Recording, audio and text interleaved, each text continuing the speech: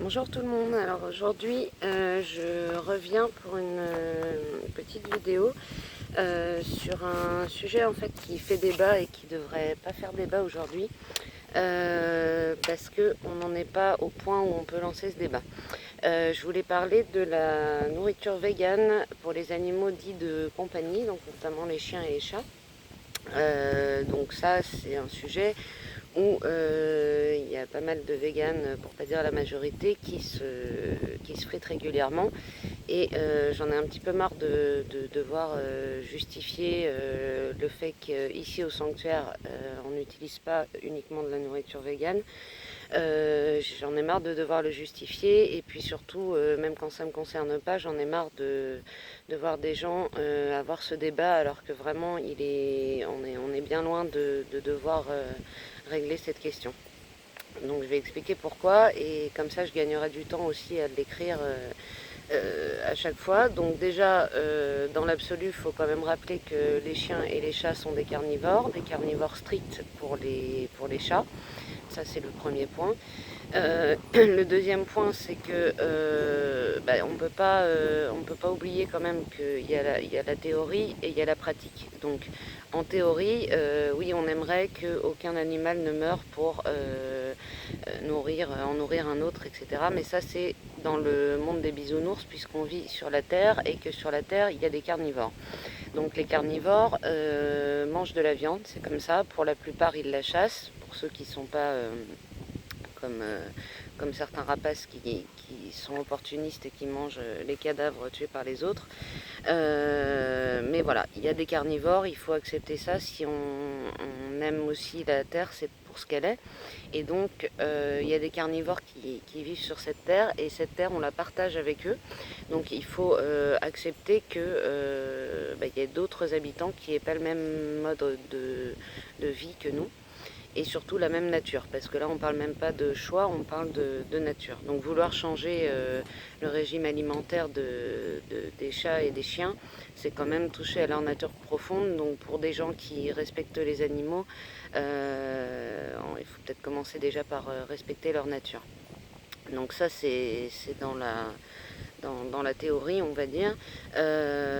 J'ai un ami vétérinaire vegan et militant, Jean-Jacques Konaboun, je mettrai le lien en commentaire, qui a fait un texte là-dessus, parce qu'après, il y a aussi la pratique. Donc dans la pratique, les chats étant des carnivores stricts, donc les chiens c'est un petit peu différent. Il semble qu'on puisse les nourrir avec de la nourriture végane sans que ça soit vraiment dangereux pour eux.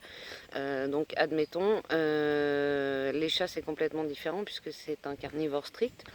Et pour ma part, je pense que c'est les mettre en danger que de leur offrir une nourriture végane, si on peut parler de ça, si on peut parler d'un cadeau.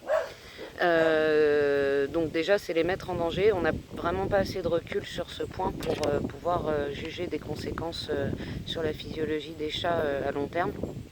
Donc moi personnellement je ne veux pas prendre ce risque, d'autant que dans la nourriture végane il n'y a pas aujourd'hui de produits qui, par exemple pour les chats insuffisants rénaux, pour les chats qui ont des problèmes dermatologiques, etc., il n'y a pas la version thérapeutique des croquettes véganes. Donc en plus ça pose ce souci là, c'est que dans la pratique, si vous avez un chat insuffisant rénal et que vous voulez le nourrir avec des croquettes véganes, c'est impossible.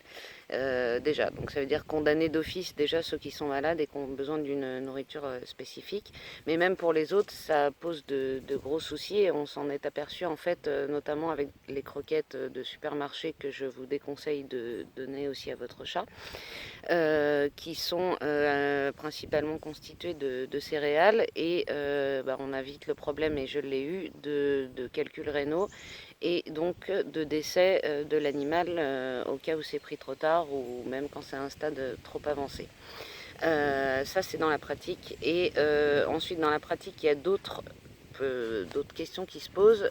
Déjà c'est le prix, donc en admettant qu'on soit d'accord avec le fait de nourrir les chats avec des croquettes véganes, outre les critères que je viens de citer, il y a un problème qui se pose, c'est le prix. Parce que c'est 6, 7, 8 fois plus cher que les croquettes de bonne qualité qu'on peut donner, donc 15 ou 20 fois plus cher que les croquettes de supermarché, que je vous recommande pas une fois de plus.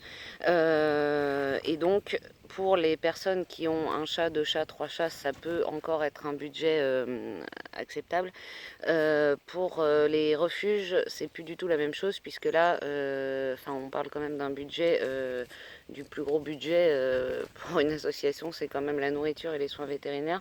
Donc si on multiplie ce budget par 6, c'est juste impossible.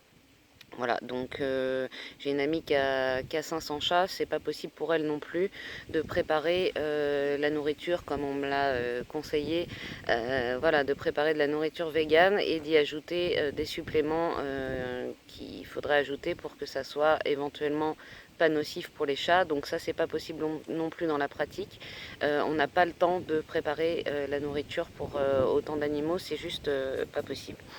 Il y a un autre point qu'il faut quand même soulever aussi, c'est que il faut parler de la provenance des produits qui sont pas véganes pour les animaux. Ils sont faits à 95% avec les déchets entre guillemets de l'industrie agroalimentaire destinée aux humains. C'est-à-dire que si on n'achète pas ces croquettes, de toute façon, ces morceaux de cadavres d'animaux vont partir à la poubelle. Donc j'ai envie, moi je pense que je vois pas l'intérêt en fait d'aller les mettre à la poubelle alors qu'ils peuvent servir à nourrir d'autres animaux. Ils n'ont pas été tués pour être mangés par d'autres animaux. Ils ont été tués pour la nourriture humaine, de façon pas du tout indispensable, on le sait, mais c'est un fait aussi. Donc voilà, ça c'est la provenance de la viande qui constitue les croquettes qu'on donne aux animaux dits de compagnie. Et donc la question de la légitimité, c'est est-ce qu'il faut vraiment imposer un régime vegan à des carnivores? Pour moi, la réponse est non. Parce qu'il y a d'autres carnivores stricts que les chats. Si vous essayez de véganiser un lion, il y a de fortes chances pour que l'espèce disparaisse à moyen terme. Et quand on fait disparaître une espèce, on sait très bien que ça a un impact sur tout le reste de la faune et de la flore.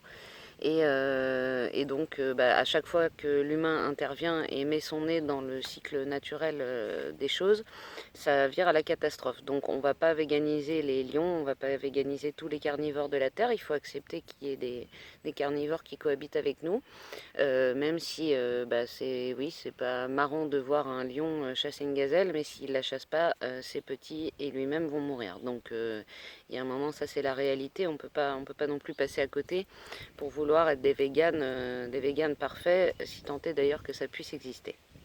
Donc il y a le prix, il y a la provenance de la nourriture qu'on donne, il y a la légitimité, il y a la nature des animaux, et puis la question essentielle, à mon sens, et c'est là où je veux en venir, c'est que pour moi aujourd'hui c'est pas un sujet qui doit porter à débat. Aujourd'hui on peut avoir son avis, moi j'ai le mien.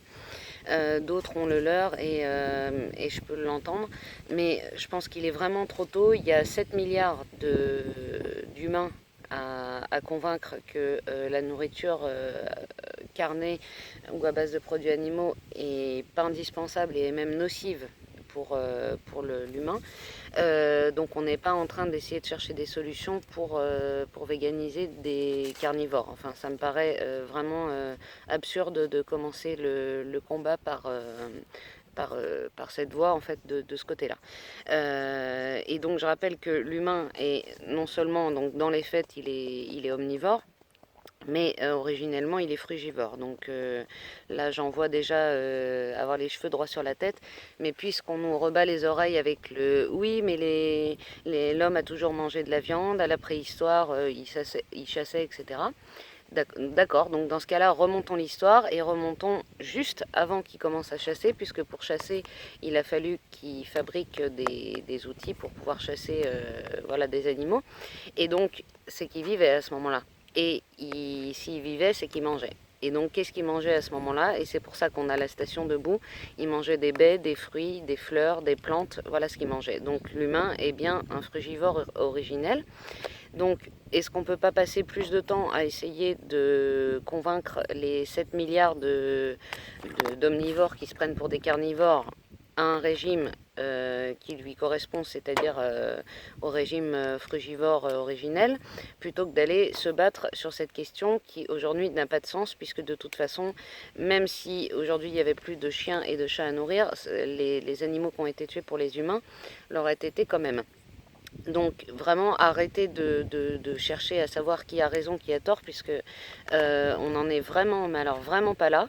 Et donc cette question-là, alors en particulier quand on s'en prend à des refuges, puisqu'il y a quand même des gens qui se permettent de faire un listing des refuges qui sont bien à soutenir et pas bien à soutenir, et notamment dans les critères, c'est de savoir si le refuge donne de la nourriture végane ou non.